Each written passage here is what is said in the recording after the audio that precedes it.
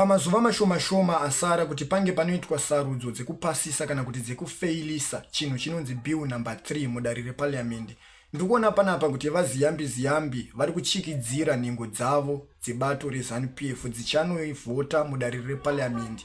Mumashoko avaziyambi avari kutaura panapa vari kutaura ivo kuti kana uri MP webato reZANU-PF uchirwisa bill number 3 tinobatana kuparliament. Sezvo kuparliament hatisi kuzonoita secret vote, tichangodedzera kuti vari kusapota bill number 3 unganai apa, vasiri kusapota bill number 3 unganai apa. Tikazoona iwewe uri MP webato reZANU-PF uchienda kudivi revanhu vari kurwisa bill number 3, isusu sebato reZANU-PF tine simba rekukudzinga kubato kwedu, tine simba rekukurikola muparliament momo, because unenge waratidza kuti uri mutengesi uri kurwisa vision ya president Mnangagwa. Sezvo munhu wese ari muZANU-PF ari pasi papresident, munhu wese ari muZANU-PF mushandi wapresident, chake kungonozadzisa zvido zvapresident. Ndo mashoko ari kutaurwa navaziyambi panapa, nekuti tikunyatsoziva kuti mazuva atosara ipapa mashoma zvisingaite kuti pange panonopasiswa bill number 3 kana kuti ringe rinonofeiliswa.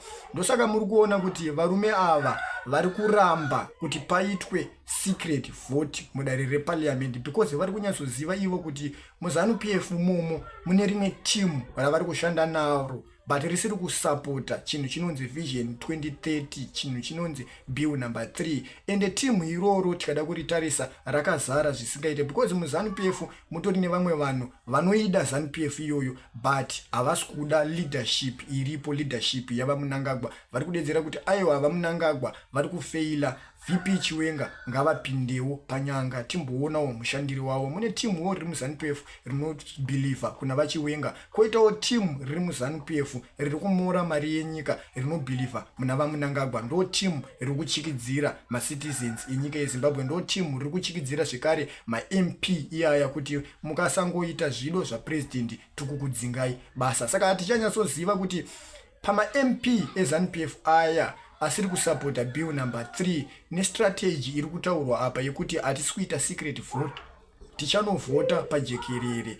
Panawo MP here wemunotarisira kuti achanoriska basa rake kuti ringe rinopera, achinomira kudivi revanhu vari kuti pasi nebill number 3. Inini handioni zvangu kuti pane vanhu vachanomira kudivi iroro vachibva kuZANU-PF, asi dai pashandiswa strategy yesecret vote taiona kuti nyaya yevision 2030 yanga isingapasi, because vanhu vakawanda havasi kuisapota but havakwanisi zvekare kubuda pajekerere, havakwanisi kubuda pavanhu vachitaura kuti aiwa inini handisapoti bill number 3, because vanenge vachida kuchengetedza mabasa avo, because ndo mabasa acho ari kuvapa mari, ari kuraramisa mhuri dzavo. That's why vasingabude pajekerere, but mumwoyo mavo vanenge vachirwadziwa nezvinhu zvinenge zvichiitika kana kuti vanenge vasiri kusapota zvinhu zvakaita seizvozvo. Ndo mamiriro ayakaita nyaya yeamendment bill number 3 kutaura kuno mhuri yeZimbabwe. Hameno kuti munotiwo kudii nazvo, because maMP acho ari kutofoswa kusapota chinhu chavasiri kuda.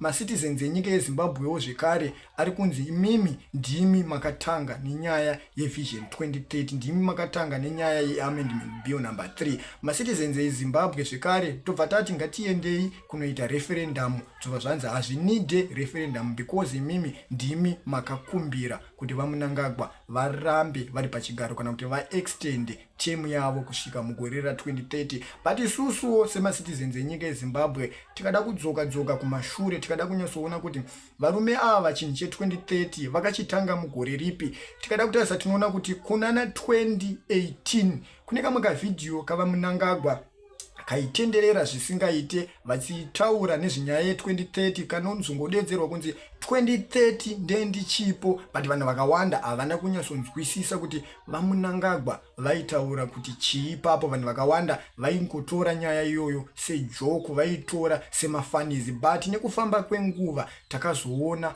kuti aiwaka uyu mudhara uyu zvinhu zvaakambotaura kumashure uko kumana 2018 ndo zvave kutoitika, ndo patakazotanga kuvhurika pfungwa tichitoona kuti varume ava chinhu chavo vakagara vatochigadzira kubva kare. Varume ava vakatopinda pazvigaro izvi vane zvinangwa zvekuda kumora mari yenyika, zvekuda kupfidzisa macitizens enyika yeZimbabwe. Ndo mamiriro azvakaita kutaura kuno munyika yedu yeZimbabwe. Ameno kuti mimiwo munotiwo kudii nezvinhu zviri kuitika munyika